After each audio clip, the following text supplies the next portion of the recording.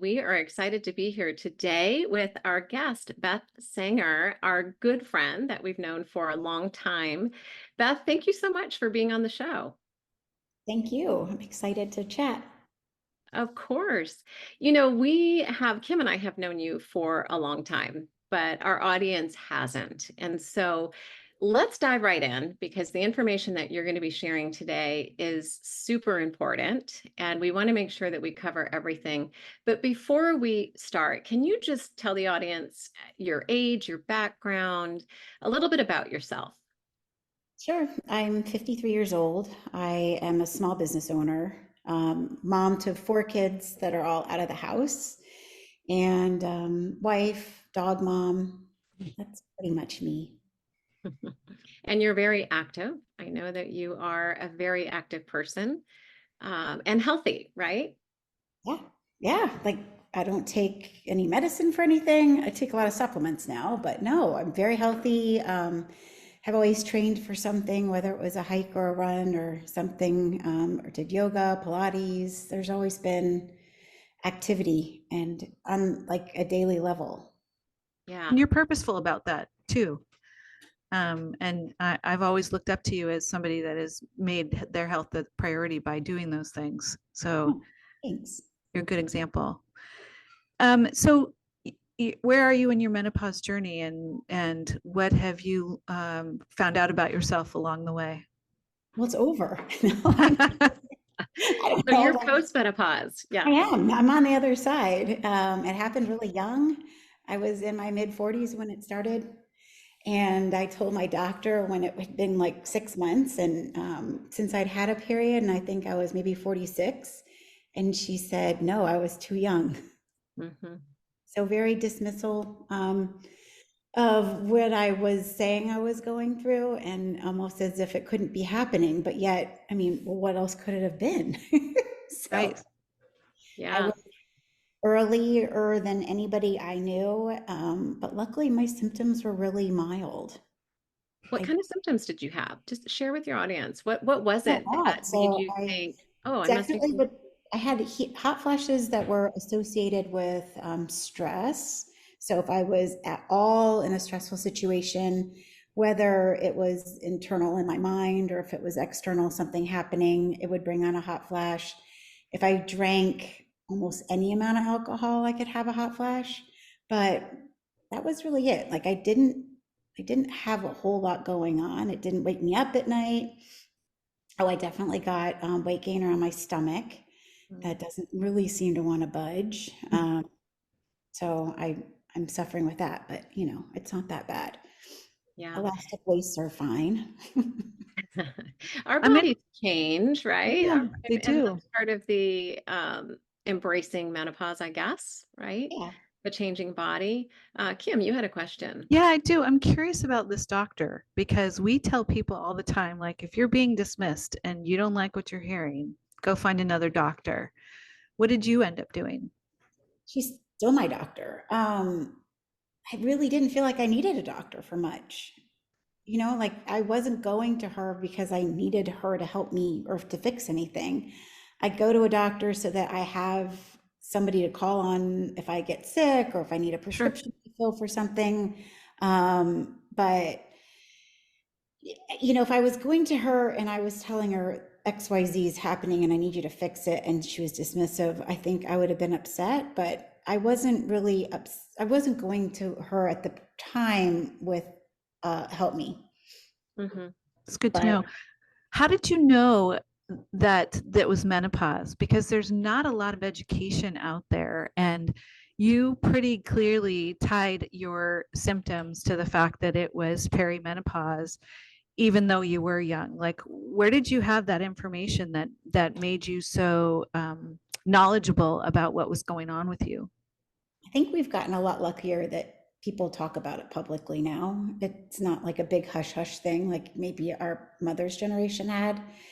I don't have a mom that helps me with that kind of stuff. Unfortunately, she died when she was quite young. So I've navigated it really just with friends and social media posts and just kind of the funny things that you see on reels and, Yeah. about what menopause is like. So had an idea of what it was going to be like, but the bone part of it was kind of a surprise. Yeah. Let's talk about Unpack that. that a little. Yeah. Tell us about that, because that's really the intriguing part of this interview that I think could be really beneficial for our audience to hear. So tell us your story. I'm just going to open the floor. Tell us what happened. So I was always a runner. That was my thing. I started running in high school and I've ran ever since, whether it was like a 5K or a half marathon. I did one marathon, which probably was too long, but running was just like kind of therapy for me. I'd meet up with friends and run.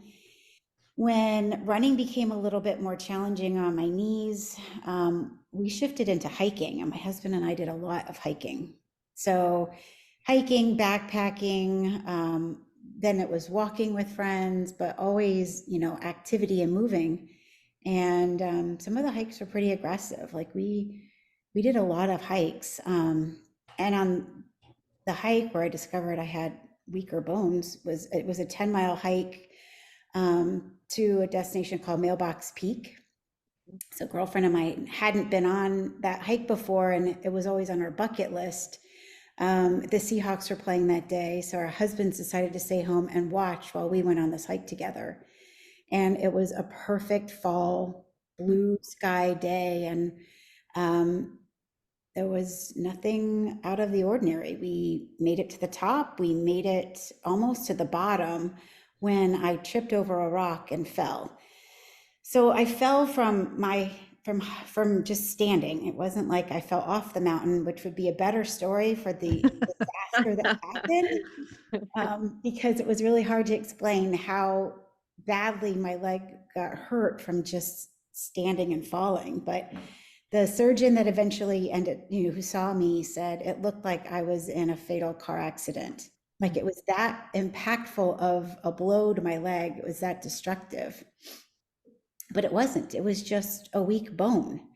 And while I was half in and out of like delirium, he said, you need to get a DEXA scan and you need to eat more protein.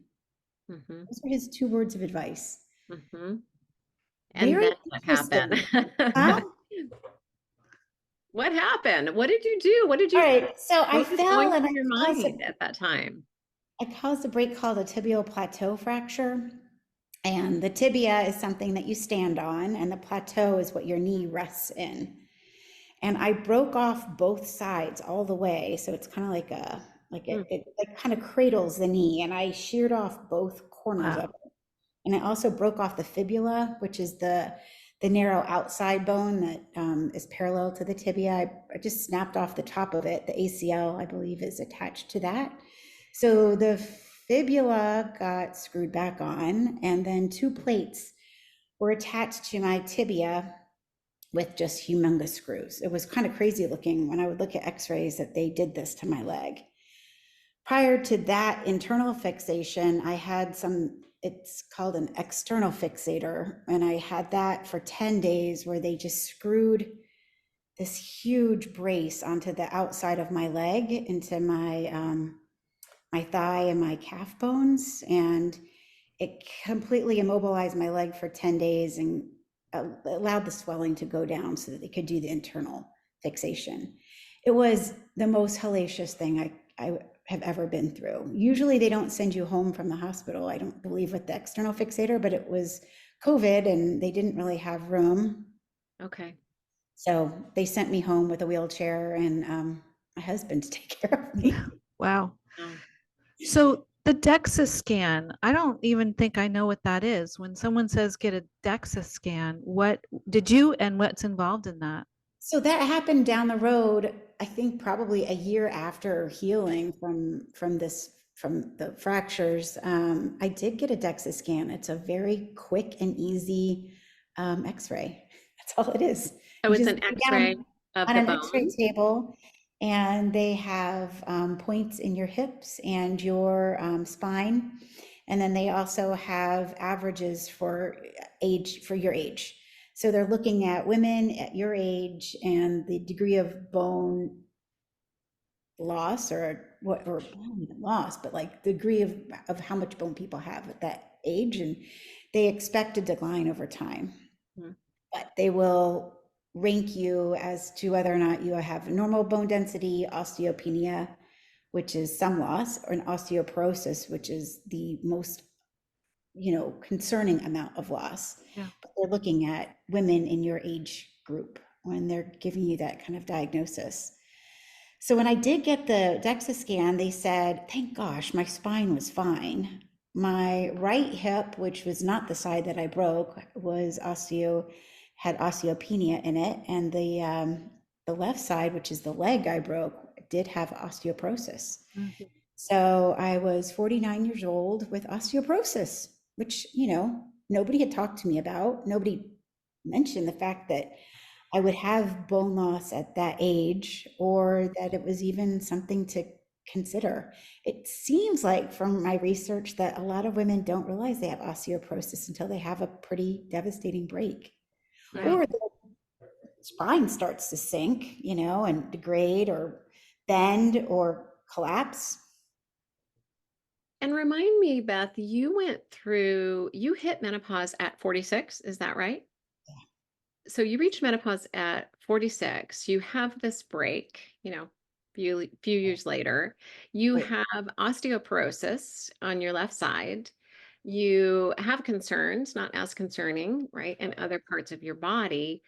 At that point, did anyone draw the conclusion that this could be because you have already passed menopause, that you're post-menopause? Anyone? I mean, I I don't know that anybody really like draws that correlation. I mean, I really did have to take complete control over my care. Nobody was guiding me past the surgeon saying you should get a DEXA scan and you should eat more protein. Nobody said, how to navigate that. Um, I did get a referral from my surgeon. Oh, I called him. I said, I need a referral for, how do I get a DEXA scan and who is a bone specialist? I didn't even know, like, Yeah. who specializes in bones. It turns out it's an endocrinologist who I thought was a diabetes doctor, but Mhm. the endocrinologist does bones as well, apparently. And he got me into somebody that is in practice with him. It took 6 months for me to see her at first. She gives you a bunch of options only for medicine. So there's oral medicine, and then there's intravenous, like, infusions are options. And based on the fact that I had the break and my numbers of the DEXA scan, she recommended doing some, what are the, trying to remember what the oral ones are. But the oral ones are weekly. You have to do them with an empty stomach, standing up. You can't eat for a certain amount of time. It just sounded like a terrible Yeah. combination for me. Who wants to go there, right? So I just ended up doing it's an annual 15-minute transfusion. Mhm. So I did that annually for 3 years. And there's some side effects that I didn't really experience. But you go into it knowing that you could have certain problems because of it. It was totally fine for me, but I also wanted more than that. I wanted to find out, what kind of supplements I should be taking and where I should go with my diet. And that's not really anything that any of the doctors talk about. Yeah. So where did you find those answers? I mean, I'm trying to track here with you and put myself in your shoes, right? And I'm sure that our audience, some of them are shaking their head, yes. I understand what she's saying and feeling your frustration because you want answers, you want to take care of your own health, you want to be able to hike, right? When you're 60, 70 years old. I mean, Yeah. I want to still do those things. And it sounds to me like you had a lack of resources, direction, and you mentioned taking your health into your own hands. So at that tipping point, what did you do, and where were some of those resources that you sought out that helped? So interestingly, there's a Facebook group for my fracture. So there's a tibial plateau page that was incredibly helpful at the time because who even heard of such a part? And a lot of people break them skiing or horseback riding or in vehicle accidents. Very few of them do them from standing up and hiking. But anyway, I found somebody locally who had the exact same fracture, I saw her take a picture from the lobby of my oral surgeon's office, when she got cleared from visiting him anymore. And I'm like, I know that office. I reached out to her, and she had an integrative health doctor that she was seeing that she recommended. And I don't know how I would have gotten that. I don't know how I would have put that piece together if I hadn't found her. But the integrative health physician that I found is a naturopath, but she's also an MD. So she also sees patients at Virginia Mason as a regular doctor as well. And that was important because I feel like sometimes when you go to naturopaths, they don't always agree with or listen to the medical choices that you make. And I felt strongly about having the infusions. I wanted to know I was doing that as well, or as, I made that decision and I didn't want to second guess it, but I wanted to get the support of a naturopath as well.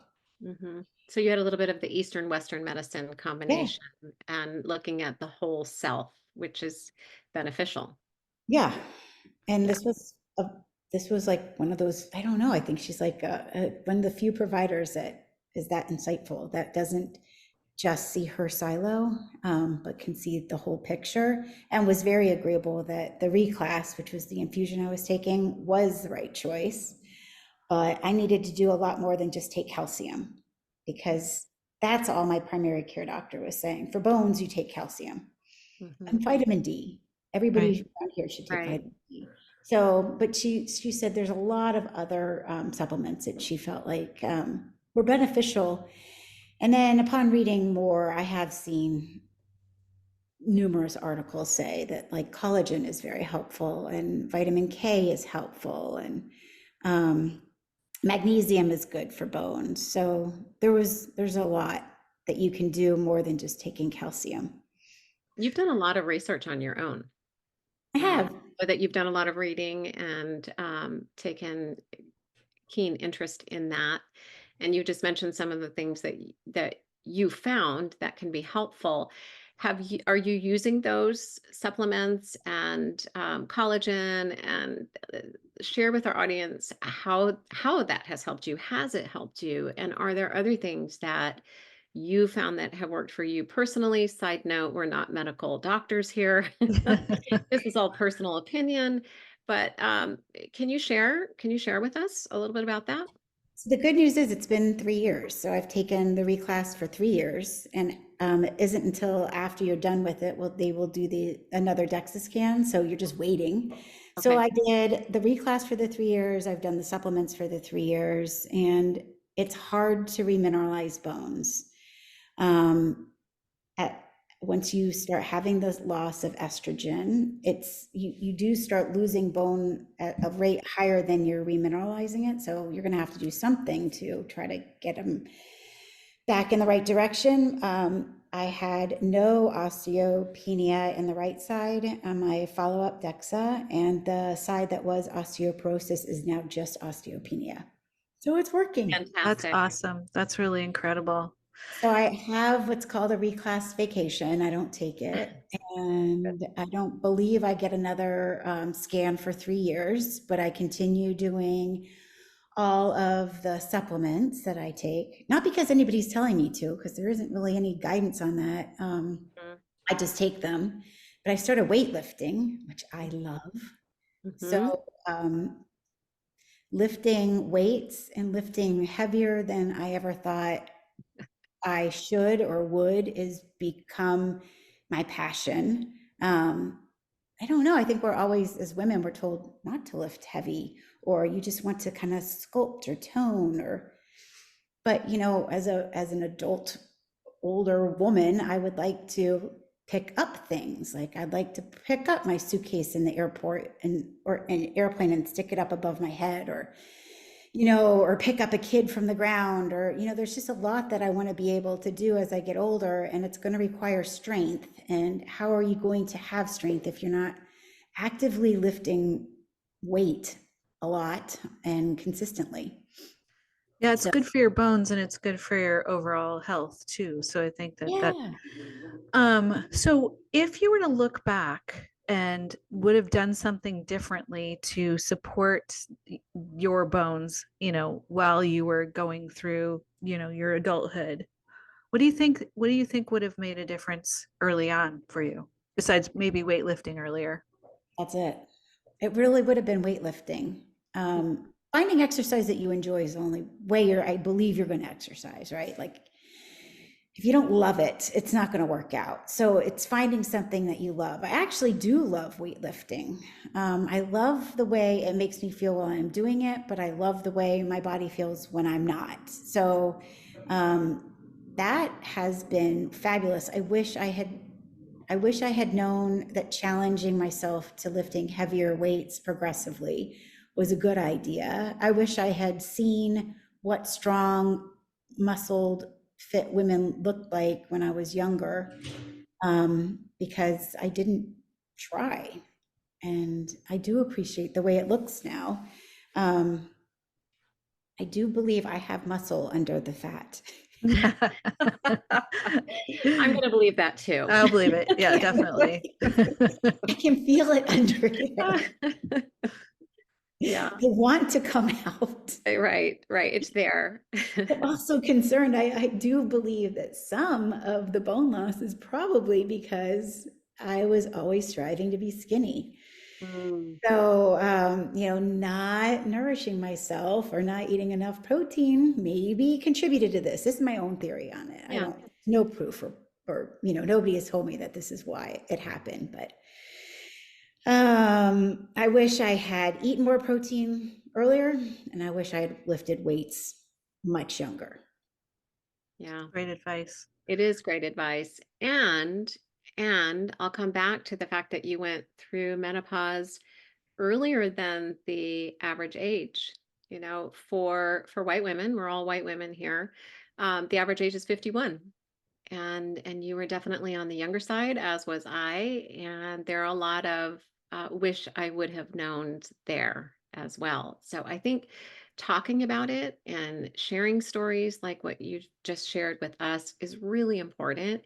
And you also talked about the Facebook community that you were in. So I think building community is extremely important during this stage of life so that we can share our stories. We can share what's worked for us, what hasn't worked for us, always with the guidance of medical professionals, of course, or naturopaths, but to have that sense of community so we don't feel like we're alone. Yeah.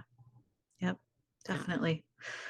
Well, okay, it's Beth. Before we start going into the quick rounds of questions, is there anything that you wished we would have asked you?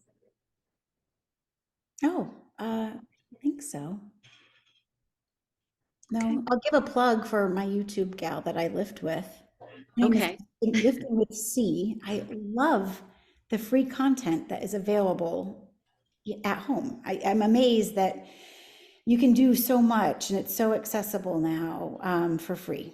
So I did get a set of weights from Costco, but other than that, I can do everything that I want to do in my basement. And I've found a couple different amazing people on YouTube that I can lift with and feel confident that I'm getting some good guidance. Well, that's great. We'll put the links to that in our show notes so that if other folks want to be able to take a look at that, I think you don't know where to start sometimes, and just having some information Oh, I'll helps give a you ton. one more. Okay, have you Okay. heard of rebounding? It's this little mini trampoline. It's called a rebounder, but really it's just like your kid's trampoline. And I don't know if it's new or if I'm just finding it, but rebounding is really good for muscle and bone. It's good for balance. It's good for joints. Like, I can tell my hips hurt, my ankles hurt, my feet hurt. Yeah. The muscles do, but I have this little mini trampoline, and I've been following another YouTuber called Earth and Owl. And her name is Nikki, and it's all choreographed. And so I do this fancy jump moves. Super fun. Like, Yeah. And it's a good cardio workout too. I had one of those after back surgery, and boy, don't make fun of the mini trampoline. I'm telling you, Yeah. right now, I there's think many it's benefits to great. that. Oh, and pelvic floor health. Yeah. Yeah. Yeah, we're going to have someone on here shortly on pelvic health. So tune in for that as well. Are we ready for rapid round? Okay. I am. Okay. So Beth, we always end our podcast with just rapid fire. So we're going to shoot your way. Okay. Okay, Do you like sun or snow?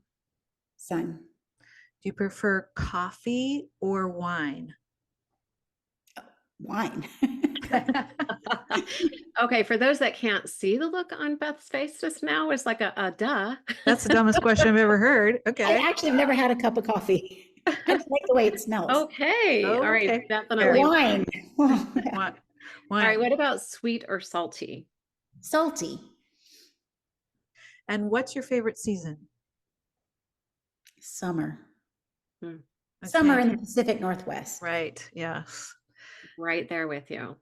And our final question, April, you want to ask it? Sure. We always ask what the best piece of advice you've ever received is. So that's funny. So this is the best advice, and it's the only advice I ever really give, especially, well, this is new mother advice, so it goes way back. Okay. Had a baby, somebody, and I don't remember who it was, said to give your baby a bottle, a bath, and bed consistently every single night and get them into a routine. And routine is what I strive to achieve for my kids and my life. I appreciate it. And I think they did too. I love it. Good advice. I Great. love it too. Structure, right? You create the structure and the routine. It helps them to feel safe. Yeah. Yep. Good. Well, Beth, thank you so much for Really being on appreciate the it. show. We just adore you, as you know, and I'm sure that our audience is going to find this podcast beneficial. So we really appreciate you being here. And that's a wrap. Until Yeah, next that's a wrap. time, we always say go find joy in the journey. Right. Take care, everybody.